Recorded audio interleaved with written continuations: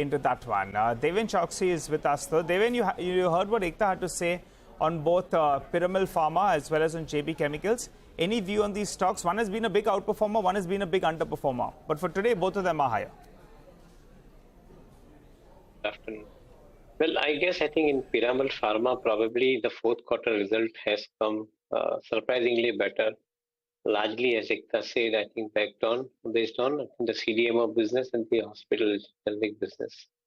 I do not know, I think, because fourth quarter result normally remains, I think, stronger for this company.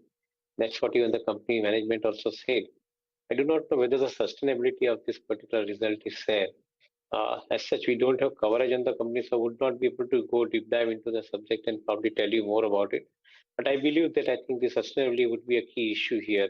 If it does sustain going forward in subsequent quarters, then possibly one could look at this company afresh from the investment perspective. We'll wait to see the sustainability of the Q4 numbers. Deven, do stay on. We've got a lot of mid-caps reacting to their earnings, like Nykaa, Titagarh Wagons. In fact, we chatted with many of them earlier today. Listen into what they had to say. There has been a significant jump on the order book, and we closed the year with almost 27,000 crore of order book, which includes our share of the bids that we have won in consortium. So we are pretty much on track in terms of all the capacity expansion or stabilization to be able to execute the orders that we have got. We have more than 50 such senior executives, of which maybe 5 may have left. So I think from that perspective, and I in fact made an effort to give names of all of our senior leaders, whether be it in technology, be it in finance, be it in marketing. We also showed the depth of our management. We are professional turned entrepreneurs. So let's put it this way, that the fact that a lot of promoters are committing their lives early, like both Anchit and Advaita are very young at 33 years of age. They've been working for the company for 6 to 10 years. They're really committed in making their career with this company. And so am I. I'm very committed to this company. I think that itself should be considered as, backing enough.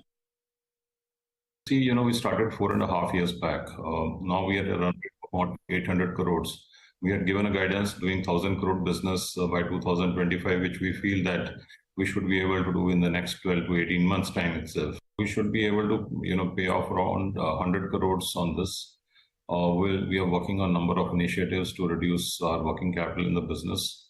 And one key initiative is insourcing. Right now we were importing many products from overseas. So we're just trying to see how we can localize it so that we don't face those issues of holding the inventory during the, off periods in the overseas market. So, plus we see that all 100 crores we should be able to pay off in next 12 to 18 months. Okay, lots of companies and commentary coming in on Q4 numbers. Deven Choksey is, of course, with us. Deven, hi, good afternoon. I wanted to get your view on Nykaa in particular, in case you've tracked this company. The management made all the right sort of, notes in terms of their commentary. They're promising that even in the fashion business, things will get better. And the beauty business, they seem to be very, very confident. They're saying, disruption and market competition is not a concern. But what is your view? It's, of course, a stock that's underperformed massively in the last 1 year. Hi, Survi. Good afternoon. Obviously, I think one would like to see the more out of the confidence that the management has talked about. And that would be reflected, or they should be reflected to the numbers. Till the time the numbers catch up, and particularly I think at the profit level, the bottom line level, I wouldn't be too excited about the top line growing for the company. I think here it's important that I think one will have to look at the business stability, sustainability, and resulting into the bottom line performance for the company. If that happens, probably I think that would be the right thing to look at in subsequent quarters. As of now, we keep it on watch list. We don't put money into it for investments. Any thoughts on Larsen & Toubro? Larsen & Toubro fell post that Q4 margin miss, and it fell from levels of nearly 2,400, and it's still not quite recovered from those levels. It's still trying to build some sort of a base at current levels. Pull up a 1-month chart or a 3-month chart for our viewers, and then they will get the kind of fall that we saw in the last 2 weeks post that numbers. At what point does L&T become attractive to buy? So, well, I don't know. I think the kind of margin pressure that this company is basically having right now, along with, I think, the new orders that they have won, those orders are relatively, I think, a tight margin orders. That means, I think, the going forward also the expectation of higher volume and better profits, I think, is relatively less, largely because of the fact that the orders intake itself, I think, is of a relatively squeezed margin. So from that perspective, I think one is not basically looking at very exciting picture for L&T from the point of view of generating very significantly high profit and that on a sustainable basis. What it also tells me that I think going forward, given the kind of pressure that these companies would have for execution of the orders, infrastructure segment, probably I think the maximum amount of pressure will come on to the profit margins. Unless I think we see, I think the profit margin returning back to its normal level, I don't think that I think market would be very happy to give the stock the premium rating. So maybe I think the stock will struggle in the range as I see it currently. You know, another stock we should take note of is Dr. Reddy's. It's been the top loser this month with a cut of close to about 9%. And a 3-month chart of Dr. Reddy's would tell you, 3-month chart of Dr. Reddy's, this is the performance today. This month it's down 9%, making it the top nifty loser so far this month. The stock was actually going up, till the numbers came out, the Q4 numbers, and the street was concerned about the erosion seen in the base business. And after that, the stock has collapsed, and it's still not quite recovered. 9% gone this month.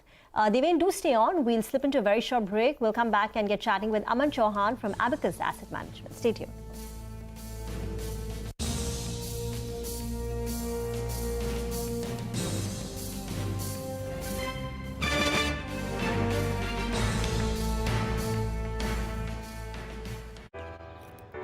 My journey of insurance and investments began at the same time when I invested in LIC SEEP.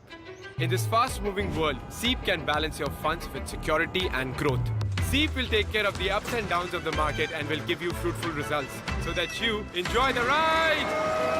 And when SEEP is with you, you can soar high. LIC's unit-linked insurance plan SEEP offers savings and protection so that you can soar high in your life. LIC, हर पल आपके साथ.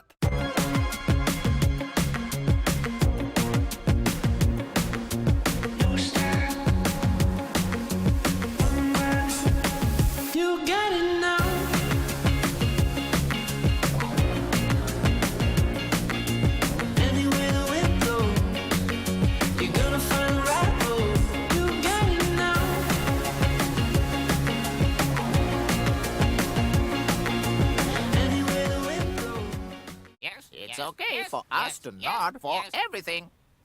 Because we are parrots. Yes. But your wealth manager? Shouldn't be doing that. You know? Choose Nuvama. We only do what's right for you and your money. Nuvama. Let's do it right. What if you could get your goods to the right place at the right time all the time?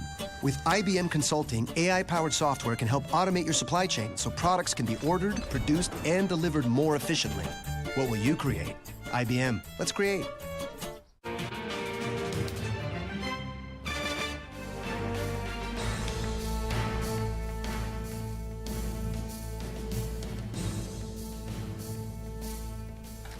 Welcome back. Bharti Airtel is one of the big movers today. In fact, the top sectoral gainer, top Nifty gainer, Macquarie today has initiated coverage with an outperformed rating. Target price is 1,000 rupees per share. They're saying there are 3 scenarios in the telecom space, and all of it depends on what the third player, Vodafone Idea, does.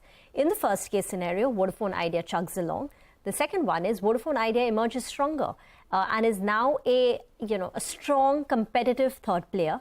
And the third case is that the industry heads towards a duopoly. So there is rapid consolidation. Vodafone Idea rapidly loses its subscriber, and ultimately we are left with only Bharti Airtel as well as Reliance Jio.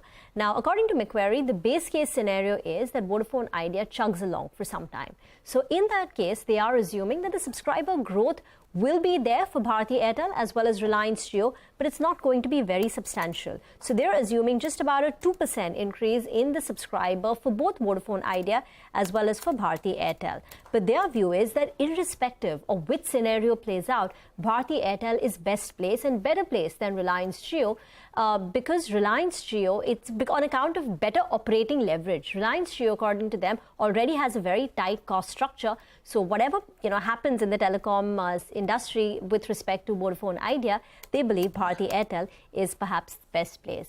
The stock, of course, is surging on the back of that. And they've also spoken a bit about Indus Stars, where they've initiated coverage with an outperform rating and a target price of 200 rupees per share. Deven, any thoughts on Bharti Airtel or Indus Stars? Indus Stars, by the way, has been badly beaten down. It's down 30% in the last 12 months. Has it started looking attractive to you? I think Bharti, of course, looks relatively more convincing now, given the fact that two things. One, of course, you explained about how they're cornering the customers, and that too, they're cornering the premium segment of customers. So from that point of view, what they are basically talking about is the leadership in the ARPU, which they continue to enjoy. The journey for them, I think they are talking about 300 as ARPU from what they started 200 about a year back. Obviously, I think from 150 to 300 in a span of 3 years or 4 years, whatever, I think it's suggesting that the company is possibly talking about growing the size of the balance sheet. Though on the other side, when you look at the numbers, even though they are improved in this particular quarter in the year, on the other side, when you look at, I think, how the ratios look at capital employed to the return generated, I think they are not worth looking at, of course. But at the same time, given the kind of duopoly advantage that they are now having, I would believe that I think the funds would get allocated to this particular stock along with Jio, as in when it gets separated out from Reliance. From that perspective, one could consider Bharti to be continued in the portfolio for investment, given the kind of growth that we are likely to experience in subsequent 4 quarters. Okay, Deven, we'll leave it there. Thank you very much for joining us. Good speaking with you, as always, here on CNBC.